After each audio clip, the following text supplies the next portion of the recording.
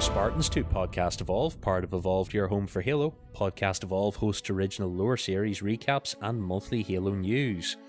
Our current lore series is Infinite Impressions. I'm your host Aaron, and with me today we have kidnapped Matt from the Discord. Howdy, y'all. Matt is one of our admins. He's done an episode before. It was with myself. I roped you guys into doing an episode. I had the three prophets of the Discord on for a little show, and you may have noticed in your feed that Infinite Impressions has been missing for a few weeks. That is because we're running out of hosts to record shows. Instead, I'm now kidnapping members of the audience to record shows. So this is something to look forward to. This week's on our Infinite Impressions, we wanted to get this one out. We are going to cover the Season 2 Halo Infinite preview. If you're listening to this, as soon as it drops, you have 2 days left until Season 2 is officially out. So if you're doing any bits and pieces, chop chop. You have 2 days left with the Scorpion gun, and then it's gone. Oh no. Before we start talking about Halo stuff, I will do the socials, or Oren will come and beat me. If you're new to the show, welcome to Evolved. We host a variety of shows. This is Podcast Evolved. You can check out all of our previous lore series, such as Road to Infinite and Character Dossiers.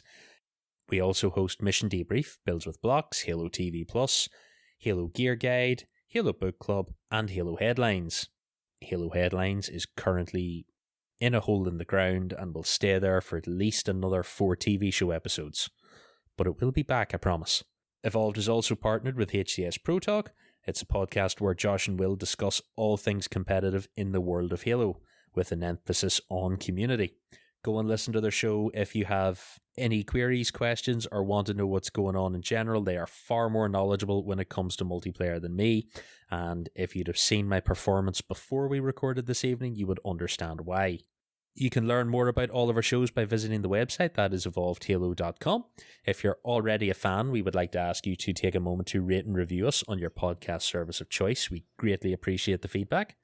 And we would also like to take a minute to thank all of our patrons for their continued support for the show. You guys are helping to make everything possible. Thank you very much, everyone that gives us money. It will never not continue to impress me. I love you all. I really do appreciate it. The rest of them would tell you the same if they were here. If you are not currently subscribed, you can head over to patreon.com/Halo Podcast Evolved.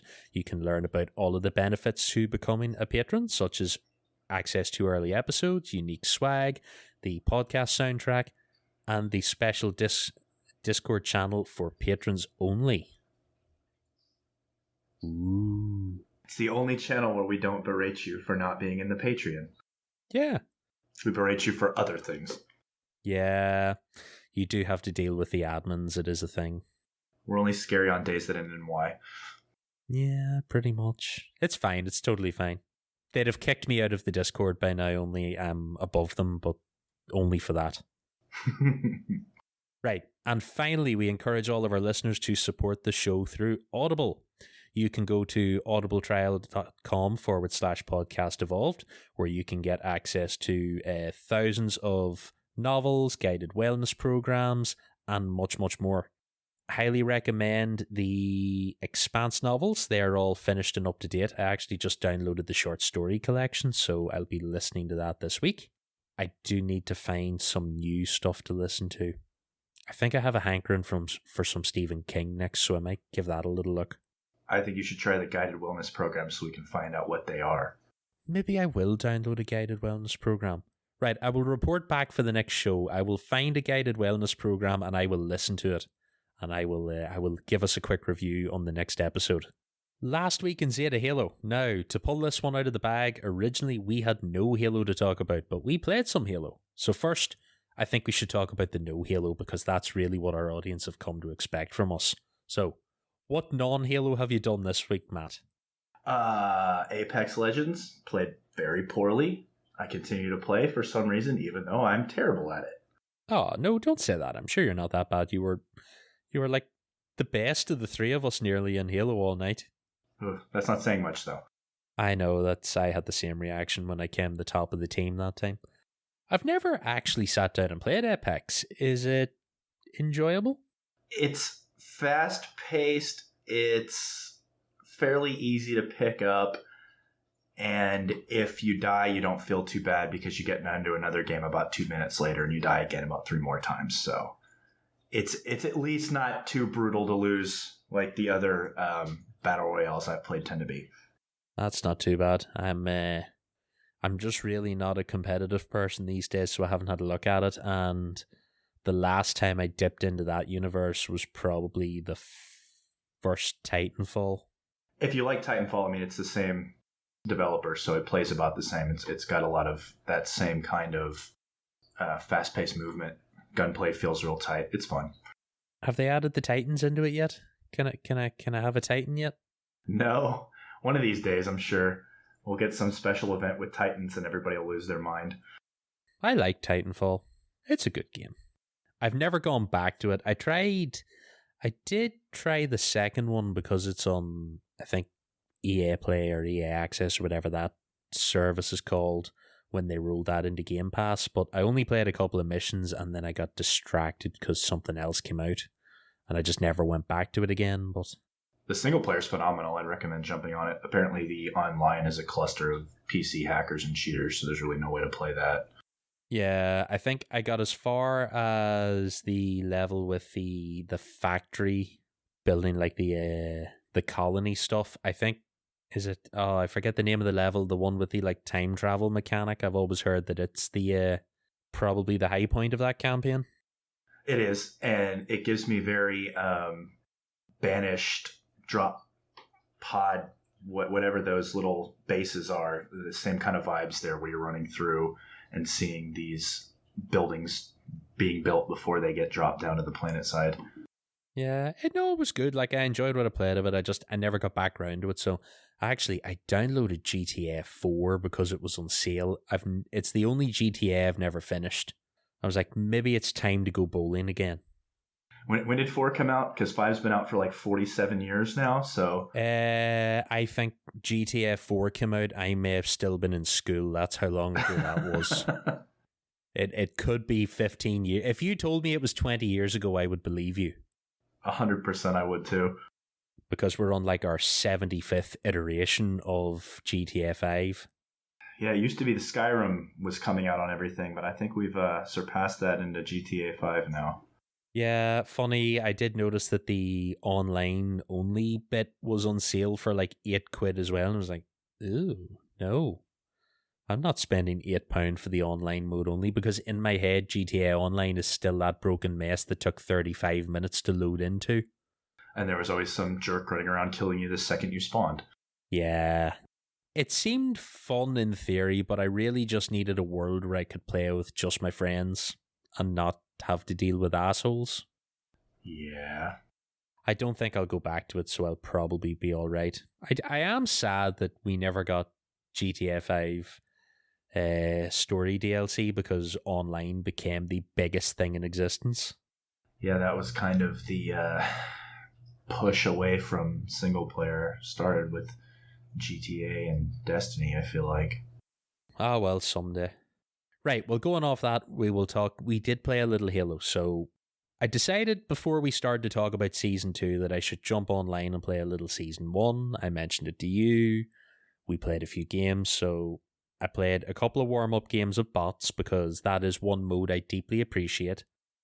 It's the closest we get to proper PvE in Halo Infinite, and it helps really shake the bugs out. And then we played a few games of Fiesta for the Tenrai event, which I have no hope of completing. I only have 11 items unlocked out of 30, and that shows you how little I've played of Halo.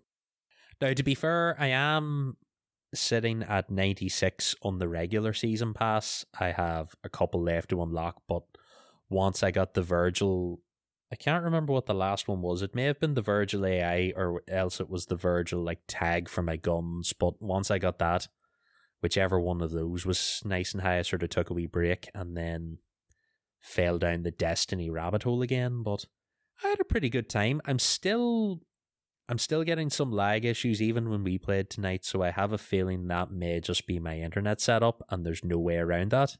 That may just be the way I play Halo from now on, but it wasn't as bad as it was at launch, so that was a benefit.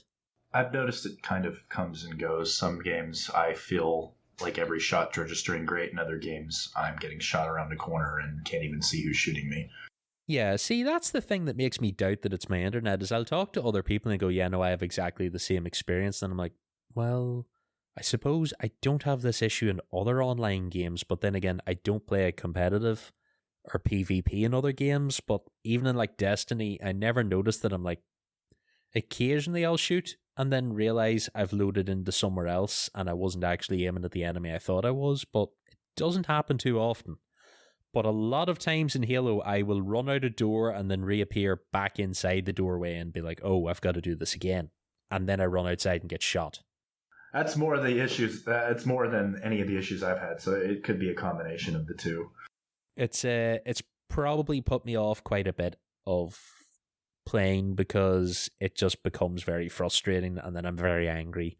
And the urge to throw my very expensive Elite controller through the TV grows much stronger all the time. But I had a pretty good time tonight, I have to say. Like, it worked pretty well. We did quit one game too late. We should have quit on a high.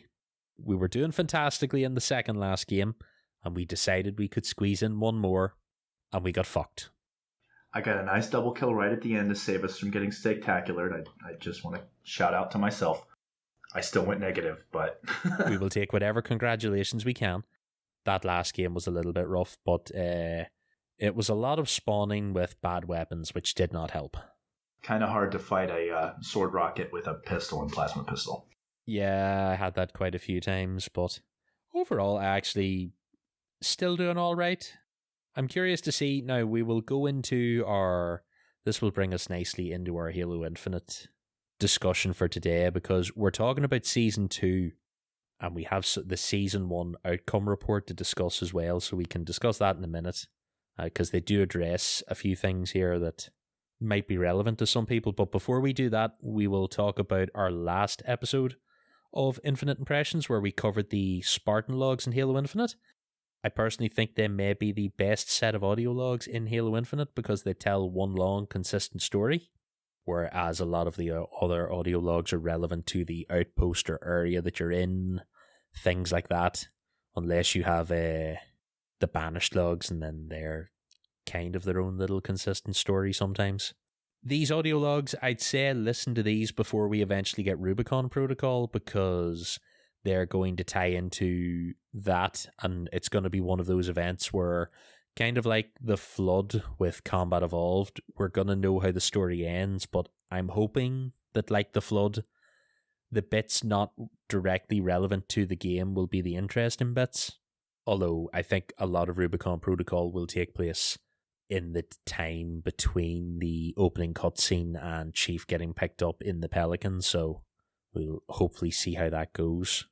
Unless it's delayed again, because apparently there are a lot of issues at the minute with printing novels, which I only found out about, which could explain why Rubicon Protocol has got bumped back twice now. Apparently there's big problems with getting runs of print books out of factories, so originally we were afraid that Rubicon Protocol being bumped back was a sign that Halo Infinite was going to be delayed again. Now, apparently it's just a sign that you can't get anything made anymore, so hopefully it gets out soon, because I want to read this book. Yeah, that was supposed to drop pre-Infinite, wasn't it? I think it was supposed to drop shortly after, because I think it was delayed when they announced the game was delayed, so it was pushed back to be out. It was originally going to be out like a month, I think, after the game, and then the game got delayed and it got pushed back. And then it got pushed back again, and we were like, oh fuck, the game's going to be pushed back again. And then it wasn't, so... But it seems like it's just far enough back now that it may be running into supply issues, but hopefully soon. Right, well anyway, we will get into the Season 2 talk, because otherwise we will be here for a long time. And I promised I wouldn't kidnap you forever. Alright, we're going to dive into this with the Season 1 outcomes report, so... this was posted by 343 fairly recently. The redesigned Halo Waypoint doesn't like to tell me days. As of recording, 17 days ago this was posted. It is a very long article. You can go and look at the entire thing. I have just copied the TLDR, and we're just going to briefly discuss it. If you want to go and read the whole thing in depth, there's a lot of stuff covered, probably a little more than we need to go into. But we have a list of topics here and various things that they have, conclusions they have come to, and things they're hoping to fix going forward. So, in terms of audio, 343 have said here that the ability to hear an opponent's shield recharge will be reduced to prevent it from providing too much information to other players about your location. So that seems like a good thing. Yeah, I don't think I realized that you could hear the opponent's shield recharge, and I always just assumed that was a friendly, so that might explain why I died so much. Well, my shield is always recharging, so that would also explain a lot. And I usually just always assume it is my shield recharging. I've never actually thought about it. Also, this one I quite like, that the volume of Grunt Birthday will be increased in campaign. Grunt Birthday should always be alarmingly loud. If you shoot a grunt in the head, the children should make you wince. That's the whole point. I think it should be default. It shouldn't even be the skull. That should just be what happens when you shoot a grunt. Yeah, I always turn it on when I replay a campaign, and then every so often you'll be like, oh, I forgot that this isn't standard. And then you get a little sad for a minute. You have to quit the campaign and go back in again and start it. It's the only way I feel like I know I definitely killed that grunt is when I hear the kids cheering for me. I really think we need to upgrade it to just full birthday party, and we should have different celebrations for every type of headshot. That's the next step. When a headshot in Elite, I need a different cheer. There was a Prophet birthday party in Halo 2, right? Prophet something. Yeah, I think it was birthday party when you punched the Prophet on Delta Halo and you'd get a guitar twang every time you hit him. Oh, I do not recall this. I'll have to look into that. I'm going to take your word on that. I do not remember that at all. At that stage, I think I was playing through Halo 2 pretty fast because Halo 3 was about to come out and I came to the games late. All I vaguely remember of that was beating a pensioner to death in his mobility scooter. Man, make Chief sound like the bad guy. Yeah, like this guy's just out for a day with his friends. He's visiting a nice ancient monument, and then this big green bastard comes in and punches him to death in his chair. Could you imagine anyone being the good guy if you walked into a hospital and beat someone to death in a wheelchair? Like that doesn't look good, ever. No, that's a bad look for sure. Yeah, it's hard to explain that one. Right, anyway, before we get too distracted, we will go on to talk about the Season 1 multiplayer outcomes. So we have some for Arena and some for Big Team here. We'll skim through these pretty quick. The first one here was that Catalyst, the new Arena map, will be added day 1 to Season 2. So you won't have to wait for that. King of the Hill will be added to multiple playlists. Attrition will be added to multiple playlists. In Attrition, a revived player will be able to move immediately after spawning back in. And Motion Tracker will have its outer edge detection enabled for shooting and sprinting in social playlists. They all seem pretty alright. Nothing too scary there. In Big Team, the map breaker will be added to Big Team matchmaking straight away in day 1. Jeff Steitzer's voice is returning to call out player-earned medals, and issues causing asymmetrical weapon rack spawns has been addressed. So I've no idea what that's talking about because I am definitely never paying attention to the weapon rack spawns. It sounds like maybe the opposing team seeing different weapons. I don't know. That would really break the game if you're spawning with maulers and they're spawning with plasma pistols. I'm going to guess that's something weird's been happening. Although I suppose that was even happening back in there were some weird spawn issues even in the beta where you were occasionally getting into games where the wrong weapons were spawning in racks and stuff. So I think that's how people first got got playtime with the Sentinel beam because certain matches were breaking in the beta and then you were able to spawn the wrong weapon loadouts on the map and play away with them. I feel like it's been a little temperamental every now and again. We have another matchmaking thing here that says that rather than track a player's entire season, the CSR progression bar will now reflect the progress made from their most recent match. That's nothing I have to worry about. You and me both. Yep, here's one that I am interested in, though, that under networking, it says melee fights should be more consistent, with opponents phasing through each other less and whiffing less when a melee should have connected, because this is something I notice a lot. You get into a melee fight and then you hear yourself screaming, how the fuck did I lose that? Or worse, when you hear the sound of your fist connecting and there's no actual connection on the screen. It can get very, very frustrating. That's one of the many reasons that I had to take a break for a while, because stuff like that, if you land a punch, it should hit. And when it doesn't, it's the most agonizing thing in the world. And then to get punched by the other guy and killed, and you're just like, nah, fuck all this. I'm away to just read a book now or something. That's a justified rage quit there. Absolutely. Okay, we've got some weapon information here as well. A global melee damage decrease of 10% on all weapons will require the Mangler now to land 2 shots and a beatdown for a kill. Interesting that they didn't nerf just the Mangler, but everything. It sounded initially like they were going to walk back the amount of damage the Mangler shots did, but working back the melee damage instead changes it up. The Mangler's not really a weapon I tend to use a lot, although I did manage to get a headshot in one of the games we played earlier, and I felt just absolutely amazing and haven't done it. It was a beautiful shot. I feel like this probably won't be something I will overly notice, because if I've started to try to punch someone, things have gone horribly wrong and the enemies got too close, and it's just me flailing about panicking. The Ravager's base damage, not charged shots, will see a damage increase. That sounds probably like a good thing. I feel like it needs a little more kick in ordinary shots. Yeah, it's basically not usable now as it is. Yeah, hopefully a damage boost in standard shots would get it a little more playtime. We have here that the friend or foe recognition systems will now have options allowing players to modify the opacity and the thickness based on their preferences. So this is the outlines for friendly and enemy players. This is something I think I even said back at the very start, is sometimes I find it very difficult to spot a player because the enemy outline can be a little hard to see depending on the armor coatings. Sometimes my eye's not immediately drawn to them, so I think I played about with the colors for a while until I found 2 that I thought worked pretty well, but if I could just sort of almost turn it up a bit to drown out the armor color slightly, I feel like that's a good thing.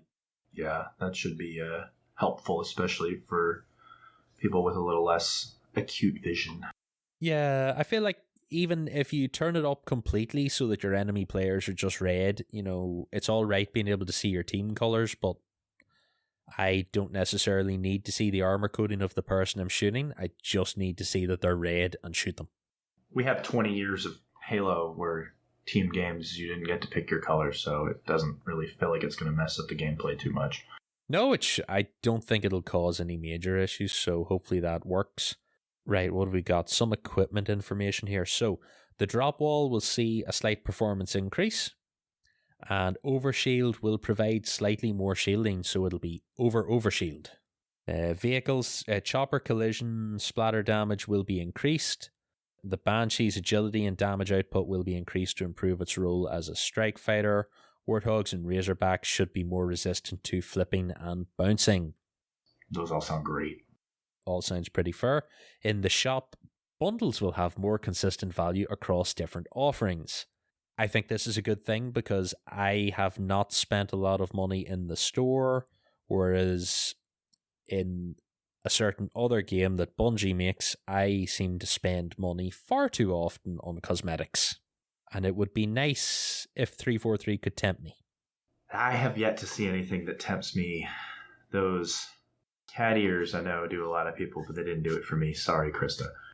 I don't know what the answer is for this, because a lot of the offerings that they have at the minute is just like, oh, I don't really want a couple of armor components or a helmet and a skin color and a weapon color. None of those things are really doing it for me. I think they need to go a little more out there. I don't know if the answer is to have like ornaments like they do in Destiny, where you can set something over the top of your armor to change the look of it and maybe sell those, or like I feel like there's maybe some good stuff to be done with the vehicle components, to change up the look of your vehicle completely. but they also don't seem to offer those much. I feel like there's a real market there for like being able to pimp your wasp to look like it's a banished wasp or something, you know, completely out there. Definitely be able to add some armor or obviously cosmetic, but something that really makes it stand out. You jump in that and somebody can tell that that's not just a base model wasp or warthog or razorback. Like I said, like a banished take on UNSC vehicles, something like that maybe might be cool, or like the Covenant take on them. You imagine like a nice warthog with sort of like ghost / wraith stylings to it, and nice smooth curvy body panels and everything. Like that sort of shit would be cool, and I feel like that's really something where they could tempt you to spend big. Well, if they did it smart, I feel like they could say, here's the Covenant UNSC vehicle pass. It's 1,000 credits, but then you can buy each individual vehicle. If you only ever play with the Warthog, you don't need a tank or anything else, so you can buy that for 200 credits or something. Make it to where you get a discount if you buy them all, but you can buy each individual vehicle for a slightly more per. Yeah, I think that's the way to go with these things, so hopefully we get more stuff like that. Let's see, we have Battle Pass progression stuff. So Season 2's free track will have more customization content than Season 1's. I think that's a good thing because when you see what's free and what isn't, it's not great. You don't get a lot for your Season Pass if you were a free player. I definitely jumped into Infinite saying I was not going to spend a dime on cosmetics. I finished the Battle Pass and immediately turned around and bought the Premium Battle Pass to get everything that it offered. Yeah, I feel like there was kind of enough in the Premium Pass to justify it, but like if you're a free player, there wasn't much on offer. Like my niece, I think, was up to maybe 30 at the time on the Season Pass, but she was free, so she hadn't any of the customization options. So I ended up going and getting her the Premium Pass just to be like, I feel sorry for you sitting here with your basic ass Spartan. Have some armor and change some stuff up, but there should be a little bit more. Like, I know most free Season Passes don't offer you stuff all the time, like the Division 1 or Destiny or whatever. When I played those, there was less stuff, but I feel like you still got some gear every now and again. They'd offer you bits and pieces. Not to go back to Apex, but their system, I've noticed the first 20 or 30 levels, you get something on the free pass every level, and then as you get higher, it maybe every 2 levels, every 3 levels, every 5 levels. And I think that's a good way to kind of entice people in, because you're playing early, you're getting stuff, and if you never play again, then you really haven't missed out on anything. But if you're going to keep playing, then you're probably invested in the game, and you're more likely to see, oh, the Premium Pass is getting something every level, and I haven't gotten anything in 4 levels now, so you're more likely to drop money on it then. Yeah, I think they need to offer you, I think the secret is always to offer you like the odd good components. So if you know people are looking for that one particular suit of armor, you've got to give them the chest plate for free and be like, well, you want the helmet, you're going to have to pay for the Season Pass. Here's the chest plate. Things like that can just like tempt people, which will bring us on to the next point where players can earn 1,000 credits in the Season 2 Battle Pass. So I've seen a few people out there were very unhappy that you can't just earn credits from playing matches, but I kind of get the point of this in that you buy the Season 2 Battle Pass and then in theory you don't have to buy any more Battle Passes. There is no rule that says you have to save your credits for the next Battle Pass, but it kind of makes sense if you're willing to like buy one and then keep earning the credits. Or the other way to look at it is you buy the Battle Pass and you get free credits with your Battle Pass that you can spend in the store. So either way, you're going to get 1,000 credits as part of it. I think this is a good thing. Yeah, I think it definitely would increase player retention, because if you know you have 1,000 credits and you know you're going to use them for the next Battle Pass, you don't want to use it and then immediately stop playing. Why did you buy the Battle Pass then? So you're probably more likely to stick around and play. Yeah, I know me personally, I will get the Season 2 Battle Pass. I will get about 400 credits and then I will spend them in the store because I am a weak-willed person and that's just what happens with me. But at least I have that option, which is nice. Let's see what else we got here. Weekly challenges will see continued improvements. That's always good. Ultimate rewards will be higher value cosmetics such as visors, coatings, and stances, and will no longer be emblems or backgrounds. That's pretty similar to what ended up happening with Halo 5, where your permanent unlocks in the rec system very quickly stopped being emblems and stuff because people were rightly pissed off that their 2 permanent unlocks in the rec system were being lost to unlocking 2 emblems. I think that's only ever a good thing. I feel like they've kind of started pushing that direction already. I noticed a couple weeks ago I hopped on and the ultimate for that week was like a sash with balls of water. I'm not sure exactly what it was, but it was an actual component for your armor, and it wasn't just another emblem or gun emblem. Yeah, I think this week's one is it an armor coating? So again, that's something. Emblems and things like that should never be like the permanent or the reward unlock for anything. So at least not the ultimate reward. Yeah, definitely not. You should be working towards something cool. You should never go at the start of the week and look at the ultimate reward and go, well, this week's wasted.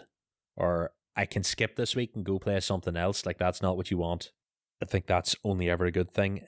I think if they were really smart, they should come up with a system where your ultimate reward for the week should allow you to unlock any one point in the battle pass, no matter where you are. So if you like item 100, you can just go straight to item 100 and unlock it. I hadn't thought of that, but that's not a bad idea. I'm sure there's a million problems with it, but on the surface it sounds good. It would only not be good if you are very quick at finishing your season pass and then you've got these unlocks that you might be sitting on, but I think it's a workshopable idea. I was going to say, if you can save it for the next pass, then you're good. Yeah, because they do let them, the season passes never expire, so there's always things you could do. Right, our last one here is Theater and Observer. So, Theater and Observer will have updates to address overall stability, issues caused by viewing multiple films in a row, and problems that arise when observing multiple matches in a row.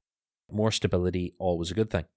Yeah, I've not heard or noticed anything bad about theater mode, but I have seen the online community very much up in arms about how terrible the theater mode supposedly is.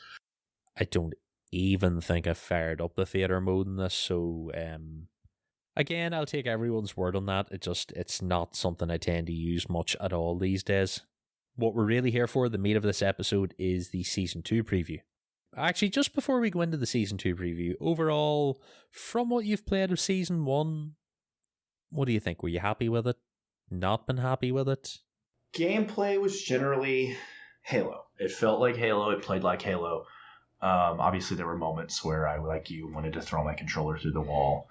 I didn't. Just so we're on the same page, I didn't throw my controller through the wall this time. There were, some content issues with Battle Pass. I would have been more impressed with the free Battle Pass having anything. I felt like it had basically nothing. The store was kind of a joke at the beginning, and they've tweaked it. It's not as bad. I'm still probably not going to go out of my way to spend a bunch of money there. The latency issues get you every now and then, like you said, with the melees. You never want to go into a melee fight and lose because you don't know why. My opinion is the best games, if I lose, but I know why I lost and it feels fair, I'm never mad. And there were definitely games in Halo where I was mad after losing. And I know I'm not good. I know I'm going to lose a lot. But if I feel fair, it's fine. So hopefully they get that fixed. The core gameplay in Infinite is great. And it's a lot of fun. And you get a couple guys together like we did this evening. And I could play hours again. So fingers crossed. I think good things are coming. I had fun with it when I did play this first season. How about you? I think something very similar. Yeah, like you said, we played there earlier, and I could immediately feel that itch just get back in and be like, yeah, this isn't all bad. Like, this is pretty good. The weird rubber banding and lag issues have been the thing that they definitely weren't as bad now tonight, but it has been the thing that killed me and just angered me before, to the point that I'm pretty sure Tom's on record with me in one episode where we played a couple of matches, and by the end of it, we were ready to quit the podcast and just walk off into the sunset. It was awful. Just a terrible experience the whole way around, and we were so angry because we played this couple of games, then we went to record the show, and we're just like, I just don't ask me anything about what I think of Halo right now, please. We'll just talk about the notes, and then we're going our separate ways, and it's fine. But then again, when you have a good time, you have a really good time, which is why I tended to stick to Warzone and stuff a lot. because Warzone Firefight was just nice. You could play with your friends and everything's great.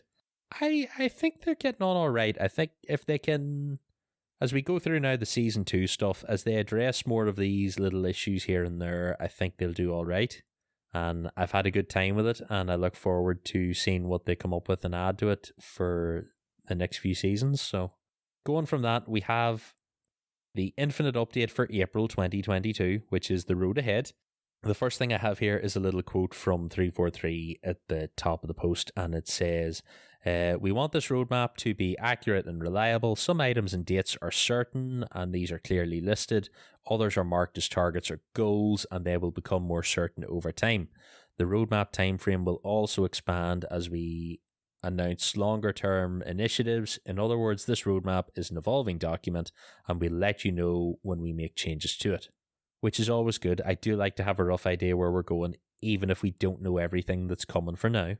It's nice to see them. They talked before, I think it may have been the last episode of Infinite Impressions we recorded, or one of the last episodes, maybe the news, where 343 were saying that they wanted to kind of almost get back to that level of information they were providing with Master Chief Collection when all of its problems were going on. And I'm all about that extra level of communication. My only concern is that they have to know for sure, because I think they've lost a lot of the goodwill with the community. So if they say this drops May 3rd, it has to drop May 3rd, or they're going to put off more people than if they had just said this will drop when it drops.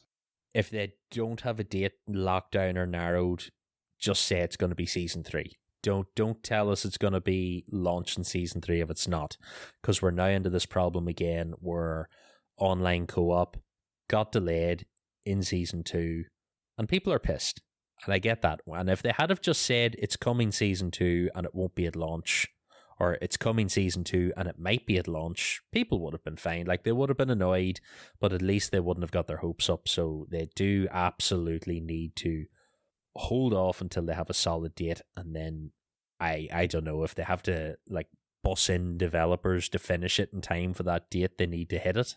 Or just tell us that, it'll come Q1 2023, and then if it drops in November of 2022 like they were hoping, then great. And if it doesn't, then nobody's put off, because that's when we were expecting it anyway. Definitely, they just need to be a little more conservative before they give us this news. So leading from that, like we said, we have this news. So the first thing we had were there's 2 new maps. Some people aren't happy that there's only 2. I kind of assume they were hoping that Forge would be up and running sooner, and they would bulk out the map content with Forge maps.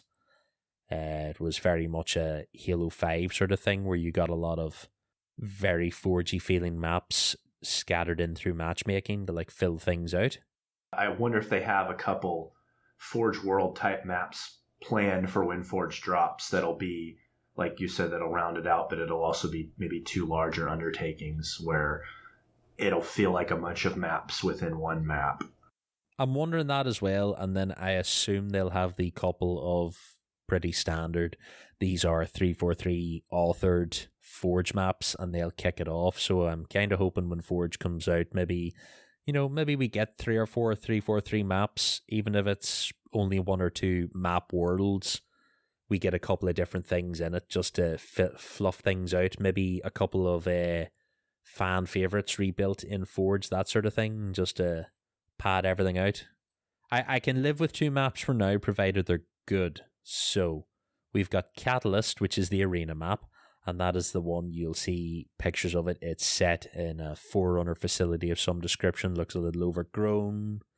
The other one is Breaker, and this is a big team battle map, and this appears to be set in some sort of like banished desert complex is the best way I can describe it, with a big, what looks like a glowy laser beam in the middle. So curious to see if there's environmental damage with big glowy lasers.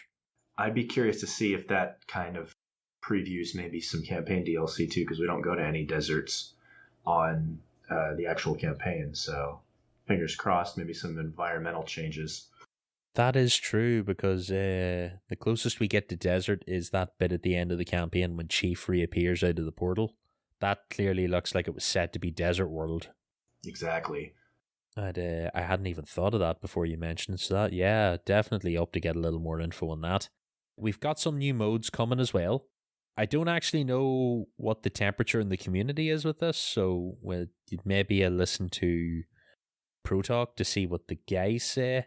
So the first one is Last Spartan Standing. Now, I think this is the rumored, people have heard rumors for a while that 343 were working on some sort of a Battle Royale mode, except this isn't Battle Royale in the typical sense because it's a 12-player free-for-all. So this is going to be a 12-player free-for-all set on big team battle maps where you'll get a confined loadout and 5 lives. Last Spartan Standing features a closing danger zone to spice things up and force players together into an ever-shrinking map. That sounds familiar. Getting kills will give you the opportunity to upgrade your arsenal, but random ordnance drops can be found throughout the match. Eliminating players also causes them to drop their AI bubble, which you can collect for bonus scores, but as usual, last standing Spartan wins. So, this sounds interesting. I'll definitely drop a few rounds in there. I would be curious if you're collecting bonus score, but you have to be the last Spartan standing to win. Is it just to place second through 12th and the first place person is always whoever's last alive? Yeah, I am curious how the scoring mechanic's going to work as well. I had assumed if you were capturing like maybe AI bubbles, maybe, although it might break the game, but maybe you could trade them in to get a life back or something. That, to me, would have been where I thought that mechanic would have gone. Kill someone, steal their life, hoard a few. Maybe like a Valor system for an online game mode. Otherwise, if it's a scoring system, I don't know, because you're not getting XP for your performance in the game, so I'm not sure what else you would get for them. But I'd be curious, like, there's a short clip, it's like a 1-minute trailer, and you can see a little bit of this game mode, and I'm down to play a little bit, although seeing the small circle at the end and 4 Spartans running around each other trying to take everyone out gave me instant anxiety, because I know, well, I won't have to worry because I'll not make it that far, but if I do end up in that small circle, I'm fucked. I wasn't going to say that, but I agree. I don't think we'll ever have to worry about us making that last circle. No, it'll be totally fine. Right, we've got King of the Hill, so quite like King of the Hill. This is a variation on King of the Hill that differs from the classic mode and will be in quick play, ranked arena, and have its own playlist, and it will be out on day 1 of season 2. So 2 teams will battle it out to secure a neutral hill and earn points. Once enough points have been earned from the hill, the team that secured it will earn a point. A new one will then appear, making this King of the Hill variant more about the number of hills captured than about the total time spent in the hill. So that sounds like a good mode. It's a different take on it for sure. I did read that traditional King of the Hill will still be an option in custom games, so they're adding it without completely removing what we know as King of the Hill, which is nice. It sounds like it may not work out that way, but it sounds like a faster King of the Hill. Like if the goal is less about holding the hill for as long as possible and more about just chasing down the hill, claiming the points and getting to the next hill all the time, it sounds like it opens it up to potential here for, even if not a speedier game, speedier rounds. I guess it would just depend on how many points it takes to actually capture the hill. If it's 30 seconds, it's going to be a long game. If it's 5, then yeah, it'll be bam, bam, let's go. Yeah, it needs to be, I think it needs to be pretty quickish. Like, you need to be on a hill maybe no more than 60 seconds. Yeah. You just need to be moving. Or maybe the hill's just there for your 10, 15 points, whatever. I'm willing to give this one a go. I do enjoy a little bit of King of the Hill every now and again. The third mode that we have here is called Land Grab. So this is going to be 3 neutral zones spawn into a map, leaving the 2 teams to capture as many of them as they can to score points. Once all 3 have been captured, a new trio spawns somewhere else, sending teams around the map to battle for objectives until one team reaches 11 points. This mode will launch with the Fracture Entrenched event, but will also stick around for the rest of the season. This one sounds like it has good potential. It sounds like a take on Territories that I believe was introduced in Halo 3, except for the objectives move instead of staying still and you just keep fighting over the 3 same territories. I think I like this better because it's not relying on you holding all three territories at one time from the description, because that really is what I think sort of kills me. Is it's always a case of we have point A and B, someone's taking point C, run like fuck, oh, we've lost point A, and it's just back and forth, back and forth, back and forth. I like the idea that you're just gonna, it's always gonna be the same. You're gonna take the first 2 points closest to each team, and then everyone's gonna fight over the last point, and then we're all gonna book it to the next set of three. It sounds good. I'm curious to see how it plays, and this, first team to reach 11 points wins.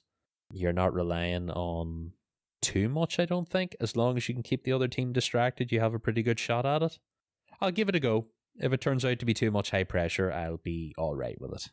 It sounds like it gives somebody like us who maybe aren't great with a gun something to do in a game that isn't get shot or die. In my case, this will be grab a turret and hide in the corner of the zone. Do my best to defend it. Right, now, this next one caught my eye because I'm curious to see what details we get about this. So it is narrative events. So we're getting 2 narrative events, which will be Interference, and that will be May 3rd to 16th, and Alpha Pack, which will be July 19th to August 1st. And I'm not quite sure what these are. Now, more information could have come out since I pulled these notes together, but they did say that as time goes on, up until the launch of season 2, they will give us more information. So as it stands now, we're a little over a week away, so we could get more stuff next week which will tell us exactly what these narrative events are. But I am intrigued that they are events. So I assumed we get like another cutscene, but I'm very interested to find out what these are, and there are 2 of them, and hopefully we get more story out of them, and I'm all down for that. It was supposed to be a 3-month season, so I almost wonder if they just decided to release the 2 story bits when they were supposed to release, when season 3 was supposed to release in July, and instead of pushing that back to the season 3 release, they'll just tack it on there, and I don't know, maybe add one on to the end or end it early before the season's end. That's my thought process. Or being that it's, I'm hoping that the Halo Infinite name, maybe they just keep going with it. If the plan was to just keep Infinite going for a while, they can just add another episode on and bring the story on and on and on. Kind of like a better version of Spartan Ops. I'll be interested to see what comes along with this, because as an event being from the 3rd to the 16th of April, this sounds like something that will be in the game on the weeks when it's not a Fracture event. That's true. Yeah, it's the same. It's about a 2-week span. I'm really curious to see. I don't know. I'd like some more stuff like this, and to get more story details. I'm just wondering how it'll play out or what it'll be. Because it was just like an episode or a cutscene, I assume it'll be there permanently. So the fact that it has a date range has me intrigued. What if you only got to see the cutscene as you win more matches? Imagine. Yeah, no, I'm definitely, this intrigues me, so hopefully we get more information in the next week or so to find out what these events are. The next one now, we've kind of already talked about this stuff before, so we have the new 100 tier battle pass, we get a free armor core, and we get earnable credits.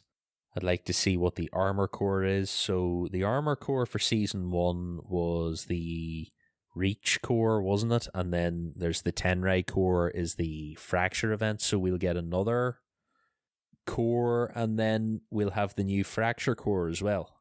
Yeah, the Mark 7 was standard with the game, and then the Mark 5 was the Battle Pass core, and then Tenrai was the Fracture. This would push us up to 5 cores then, because we'll have the 5, the 7, the Tenrai, the Entrenched, and the Season 2 core. So that'll give us 5 to work between, which would be interesting. Not that I stick almost exclusively to the Mark 5. Same, 100%. I think it's got much cooler options, and it just has a better feel to it. Speaking of the Fracture event, so we get Fracture, Entrenched. Now, I must admit, having seen the pictures of that Fracture core, I'm kind of all in on it. If you've seen the photos online, Matt, I assume you've seen it. The what are we calling this core? The Iron Eagle Armor Core. It's quite funky. Like, I like the look that they're going for with it. It's definitely bulky, heavy. It looks like somebody you'd use in EOD or very close quarters combat. It may not necessarily be the look they're going for, but it absolutely looks like an enemy that Captain America fights. Yeah, for sure. Somebody that on the Nazi side that tried to create an Iron Man suit or something. But I'm totally here for that look. Like, it's a very cool suit with the entrenched stuff and that in the name. I want to hear what universe this has come from, who we're fighting, what we're doing, that this is the style we got. And the first week of that event happens. It's May 24th to 30th, and then I assume it will run pretty similar to how the first season of the Fracture event has gone. And then every few weeks we get another week to work through. Yeah, that sounds right. Right, these next dates now we start to get into the fuzzy territory. So we have Campaign Network Co-op, which will be sometime in late August. That is the target date for now. And along with that, we're also getting Campaign Mission Replay sometime in late August. Now, co-op will be fun, but I feel like the replay is the more valuable one, because not having to play through the entire campaign just to get to a certain mission, that would be a good thing. Specifying Campaign Network co-op, I wonder if they're not ready for couch co-op yet, if they haven't been able to figure that out. They are not, because it says to skip ahead to the next point here, in Season 3, Campaign Split Screen will be a Season 3 edition. Oh, well. So you're going to have online co-op in Season 2, and then that will give us the mission replay, and then Season 3 will be split screen. All right. Like I said, I think the mission replays are more valuable to me. Like, being able to play co-op campaign with everyone be kind of cool, but being able to go through the missions will be the better one. Also, it only dawned on me there recently. I can't remember why I thought of it, but I wondered why there were always 4 weapon stations on all of the forward operating bases, and then it dawned on me it was for the 4-player co-op that we don't have yet, so that everyone can call up a weapon without having to queue. It had never registered with me before that that's why there's 4 weapon stations there. It's so you can call up 4 weapons and then you'll use them all at the same time, obviously. All I ever did with that was I jumped straight into the forward base, I called up 4 of the Sentinel beams, and then I grabbed 4 Marines, was like, here, take a Sentinel beam each. And then I load everyone into the hog, and off we go. See, that requires not just Spider-Manning everywhere, and I would rather just grab the Breacher BR and the rocket launcher and take off on my own. I know, but Laser Hog's so good. It is. And if the Scorpion gun, when it goes away in Season 2, that'll be how I have to complete Legendary. But for the meantime, that Scorpion gun is OP, and I'm going to use it. Yeah, the only thing I would have preferred would have been if we could still put people on the track pods of the tank, because then I would have given 4 Marines Sentinel beams and I would have taken the tank out. I know that would have been a ridiculously overpowered vehicle, but still. It would have made the tank usable. I really do think they're missing a trick not putting the Falcon in this game, because 2 gunners on the Falcon with 2 Sentinel beams would also be quite good. Yes. Or even the Hornet. The Hornet would be OP. What? It was Reach, right? Where you had the Pelican with the Spartan laser attachment. Imagine 2 of the Sentinel beams on a Hornet. It's kind of a similar... You don't have the load up, obviously. That's the Halo 4... Is it 4? Pelican, I think. Yeah, that's that level where you get the Pelican. Yeah, it is quite powerful, but I feel like your compromise there would be you only have maybe got the chain gun on the Hornet. That's how you sort of like help narrow it down a bit. You can't have rockets and passengers and Sentinel beams, but like it would be kind of cool. I think that's something. It's not being able to take anyone with you on your Wasp. That's the only downside to it at the minute. Right. Yeah, and especially once we hit co-op, that means everybody's going to have to get in their own Wasp, which means you have to sit and wait through 2 or 3 or 4 Wasps being called in, which means somebody's probably just going to run away. Like, they have mentioned there are more sandbox items, so it's the kind of thing where I would kind of hope that someone in 343 was going, oh, we'll stick the Falcon in whenever we can do campaign co-op, because then we can boss everyone round together. Which is obviously why they have the Razorback, because you can get all of your co-op buddies in the Razorback together and you can all go off. It would be nice. Hopefully we get it. Let's see what else we got here. The Forge. Now, this one has me a little bit confused because they have listed the Forge open beta for September. That's their target date. But then in the information they give for Season 3, they also mentioned the Forge open beta there.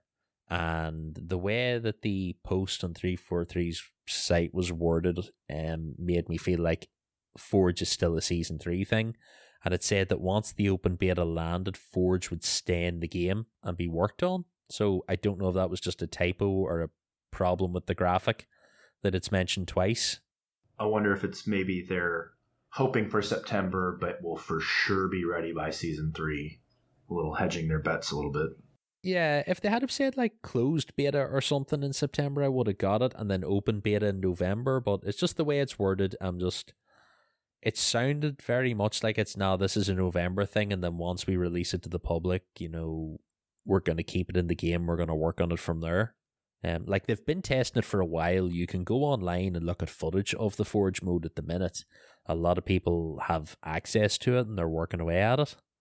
It looks amazing. I mean, the things that look capable, we won't even need 343 once it's released, because people in the community will just do everything that we've wanted from the beginning anyway. Yeah, like you look at how far along Halo 5's Forge mode is compared to some of the previous iterations. Like I am all here for really complex, crazy shit that people can build and make. It's the crazy game modes. That's really what I miss. There's a lot of game modes over the years that I've played with people, and you're like, right, I want some shit like this, and I want even. I have a theory. I've mentioned it with Tom before, and I don't know how out there I am with it, but I think the oh god, what do we call the training camp again? I think it's just training grounds. Oh, it has a name though. The facility. Oh, the Avery Johnson.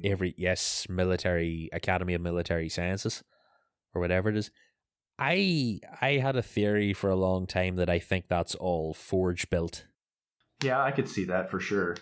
There's everything about it, from you have the little AI characters stuck in the routine walking back and forth and round. When you go to play like the target range thing, it glitches and loads the level in as you equip your weapon, whether you get close range, long range, stuff like that. It has little effects like the certain areas you walk to in that building where it has like the dry ice mist effect going on and stuff like that. And I wonder if that's the level of detail you might be able to cobble together. Well, 343 did confirm that they have triggers and stuff for narrative events and the possibility of AI and everything in Forge rather than just static buildings and items placed in the geometry. So that could certainly work. And then you could get your PvE events like you want. Yeah, like if that's the way we go with that, I'm totally here for it, because if it was to the level of that whole training area, like that is a really sort of like nice, complex, built out thing. I could see a lot of fun with that. For sure. So yeah, no, I am very excited to see what Forge mode finally gives us. We do have another long season ahead of us though, so Season 2 will be as long as Season 1. It's Season 3 will not be out until November 8th, so we have from now in May until November 8th to go. Speaking of Season 3, here are the details we have of Season 3 as of now. So it's November 8th, we will have another 100-tier Battle Pass, we will get new maps again, we will get new modes, we will get new sandbox items. I assume that will be part of the Forge update. We get new narrative events, we get new Fracture event, we get Forge open beta, we get campaign split screen. 343 have also said that for Season 2, they're aiming to do one quality of life update per month, and they're going to be calling these drop pods. the aim at the minute is that every month they will fix or improve something in the game, which is, I think, a pretty decent ambition to just fix a few things every month. They can kind of nail down what the community is really frustrated about and get that taken care of if possible. Obviously, not everything's going to be possible. With it being like more of a live service game, they need to be quicker on iterating on modifications and things that people do and don't like, and things that just make the game better. So it would be nice to get a fairly consistent run of we fixed this thing, we've changed this thing, whatever it tends to be. Like the Mangler nerf that they did, that they've kind of been teasing for almost 2 months now, where the pro players didn't like how OP it supposedly was. I feel like that could have come in a drop pod rather than waiting for season 2. So it sounds like maybe we'll be getting those kinds of changes quicker rather than having to wait for season 3.